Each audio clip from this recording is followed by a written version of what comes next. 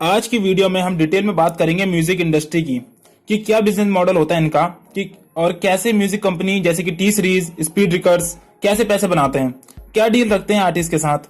और आज की वीडियो में हम ये भी बात करेंगे कि एक अपना लेबल बनाने में कितना टाइम और मेहनत लगती है और क्या जरूरी चीजें चाहिए एक लेबल को बनाने में, और क्या इतना इजी होता है कि सीधे अपने यूट्यूब म्यूजिक चैनल खोला और सीधे लाखों में व्यूज। तो वीडियो पूरी देखना, बहुत कुछ सीख के जाएंगे आप इस वीडियो से। सबसे पहले मैं आपको बता दूं कि म्यूजिक इंडस्ट्री में 3 टाइप के लेबल होते हैं, जैसे कि एक तो बड़े लेबल्स जिसमें आते हैं टी सीरीज, सोनी म्यूजिक। दूसरे छोटे लेबल जिसमें आते हैं गीत MP3 और या स्पीड रिकॉर्ड्स।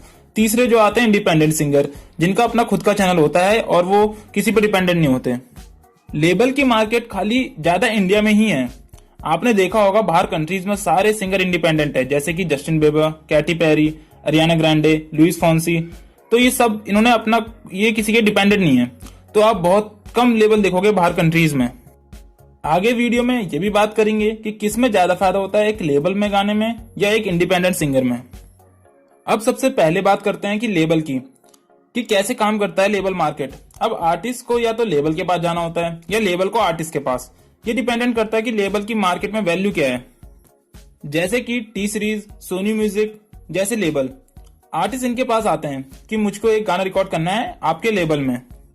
और जो छोटे लेबल्स होते हैं जो अभी मार्केट में नए आए हैं या जिन्होंने अभी शुरुआत की है, उनको आर्टिस्ट के पास जाना होता है कि आप हमारे लिए गाना गाए। अब यहां पर आता है मेन गेम कि बड़े लेबल कुछ पीरियड ऑफ टाइम के लिए साइन करते हैं टॉप सिंगर्स को या जो सिंगर ट्रेंड पे चल रहे हो। जैसे कि टी सीरीज ने साइन कर रखा है गुरु रंधावा और हनी सिंह को कि आप सिर्फ इस टाइम के लिए हमारे ही लेवल में गाना गाएंगे। और अगर लेवल की ग्रोथ बढ़ती है सिंगर की वजह से तो फिर साइन पीरियड का टाइम और बढ़ जाता है। और अगर बादशाह को देख के चलते हैं, बादशाह के आप ज्यादातर सॉन्ग सोनी म्यूजिक में ही सुनेंगे क्योंकि वो सोनी म्यूजिक ने उसको साइन कर रखा। अब बात करते हैं कि ये जो बड़े लेवल होते हैं ये कैसे पैसे का स्ट्रेटजी करते हैं या मतलब कैसे पैसे कमाते हैं। इनके इसमें जो भी टॉप रेट सिंगर साइन हो रखे होते हैं, ज्यादातर ये उनका प्रमोशन नहीं करते हैं क्योंकि जो भी बड़े सिंगर्स होते हैं उनकी ब्रांड वैल्यू आराम से अपने आप ऑटोमेटिक बढ़ते जाती है और खाली उनके नाम से ही व्यूज आ जाते हैं, और व्यूज का मतलब पैसे। अब जैसे कि अगर हनी सिंह का न्यू सॉन्ग आता है तो लोग खुद सर्च करते हैं कि हनी सिंह लेटेस्ट सॉन्ग, तो ये उनकी फ्री में प्रमोशन हो ही जाता है। और जो भी ये सब प्रमोशन और ब्रांडिंग से पैसे बचाते हैं, ये सब वो छोटे या लेटेस्ट सिंगर को प्रमोट करने में लगा देते हैं। अगर उनको लग रहा है कि हाँ इस गाने में दम है और शायद ये गाना चलेगा या ट्रेंड पे रहेगा। अब थोड़ा बात कर लेते हैं छोटे लेवल की कि ये कैसे अपना स्ट्रेटजी खेलते हैं पैसों से रिलेटेड।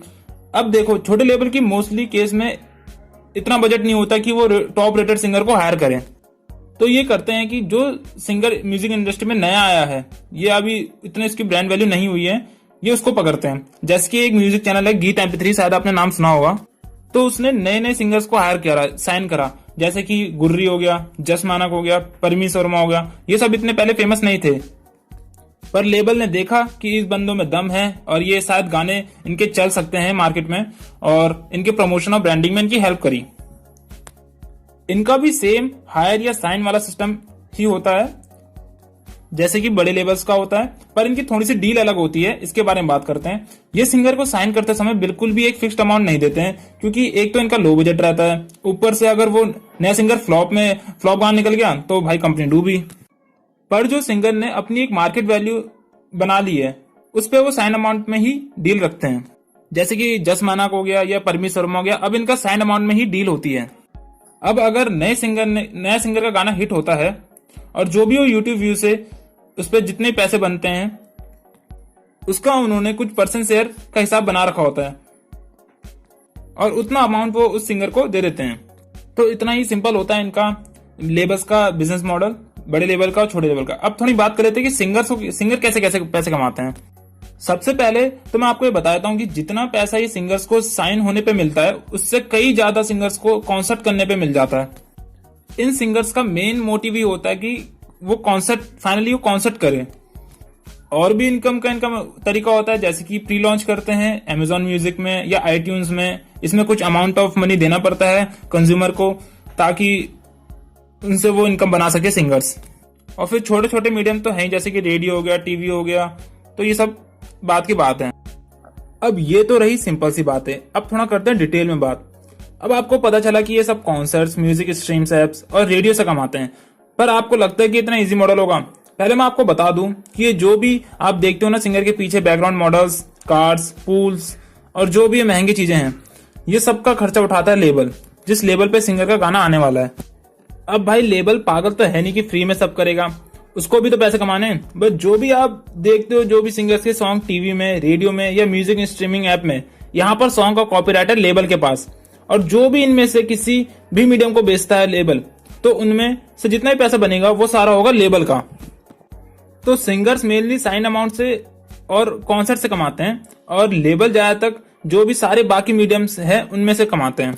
अब थोड़ा बात कर लेते हैं इंडिपेंडेंट सिंगर के बारे में, और लास्ट में हम ये भी बात करेंगे कि कितना आसान होता है या मुश्किल होता है लेबल क्रिएट करना, और क्या आप भी अपना लेबल क्रिएट कर सकते हो।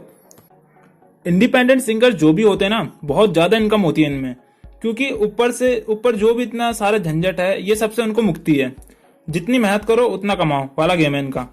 पर इंडिपेंडेंट होने के लिए कुछ यूनिक जरूरी होना चाहिए, जैसे कि इंडिया की रिसेंटली जो ट्रेंड आर्टिस्ट है एमी में बनता है, तो इंडिपेंडेंट में यूनिक टैलेंट तो होना बहुत जरूरी है। आप इनके एग्जाम्पल में देख सकते हो। अब जो भी इनकम आएगी कॉन्सर्ट से, यूट्यूब से, म्यूजिक स्ट्रीमिंग ऐप से, टीवी से, रेडियो से, ये सब में इनका ही है। इसलिए बाहर कंट्रीज में ज्यादा फोकस करते हैं इंडिपेंडेंट सिंगर बनने में। बस इंडिपेंडेंट बनने में यह है कि आपके पास बजट अच्छा होना चाहिए, क्योंकि आपका जो भी बैकग्राउंड में, वीडियो में जितना भी खर्चा लगेगा सब आपका लगेगा। जो भी प्रमोशन, ब्रांडिंग जो भी होगी सब आपका लगेगा खर्चा। अब बात कर लेते हैं कि लेबल शुरू करने में या क्रिएट करने में क्या क्या आपको जरूरत चाहिए। सबसे पहले तो आपके पास एक छोटा बजट तो होना ही चाहिए। अगर आप सिंगर को उनके व्यूज से जो भी इनकम आएगी उस पर हायर करते हैं, पर फिर भी आपको उनके प्रमोशन, ब्रांडिंग ये सब करने के लिए थोड़ा सा बजट तो चाहिए। अब प्रमोशन करोगे तो खुद तो करोगे नहीं, पूरी डिजिटल मार्केटिंग और प्रमोशन टीम चाहिए। फिर आता है वीडियो में जो भी बैकग्राउंड में खर्चा होने वाला उसको उठाने का।